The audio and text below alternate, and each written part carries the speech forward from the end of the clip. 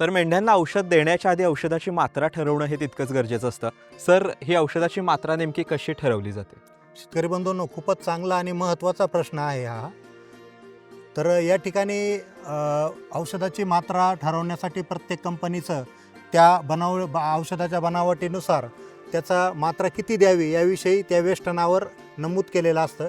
शेतकरी बंधूंनो, कुठलंही औषध देताना त्यातली त्यात जंताचं औषधाची निवड करताना आणि त्याची मात्रा ठरवताना आपण वेष्टनावरील सर्व माहिती व्यवस्थित वाचून घ्यायची आहे.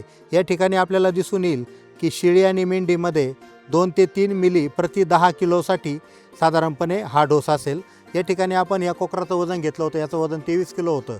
तर 23 किलोसाठी साधारणपणे 3 अधिक 3 6 आणि वरच्या 3 किलोसाठी 1 ml अशा प्रकारे आपण 7 mlचा डोस आपण या कोकराला पाजू शकतो, जेणेकरून ह्या औषधाने त्याचे जंत निर्मूलन होईल.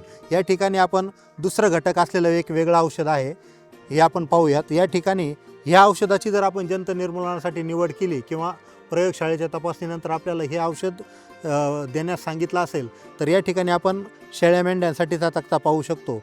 तर यामध्ये साधारणपणे 20 किलोसाठी 10 ml असा मात्रा या औषधाची ठरेल. याशिवाय आणखी तिसऱ्याही प्रकारचं औषध आपल्याकडे उपलब्ध आहे, ते आपण पाहूयात. या ठिकाणी आपण पाहू शकतो की शेळी आणि मेंढीमध्ये साधारणपणे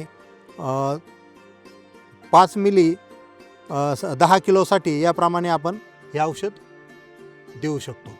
प्रत्येक कोकराचं जर आपण वजन घेऊन, शेळी मेंढीचं वजन घेऊन जर त्याला आपण योग्य मात्रेमध्ये औषध दिलं, तर त्याचा खूप चांगला परिणाम आपल्याला मेंढी पालनामध्ये किंवा शेळी पालनामध्ये दिसून येईल.